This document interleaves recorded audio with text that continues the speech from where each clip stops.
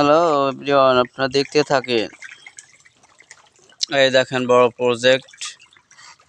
এই প্রজেক্টের তলে হচ্ছে কি মাছগুলো যে ভাবতে পারেন যে ফেক।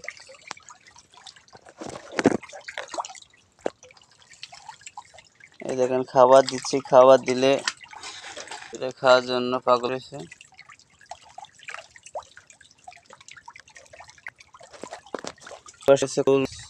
ওই ঘুরে বেড়াচ্ছে এই ঘরের তলে।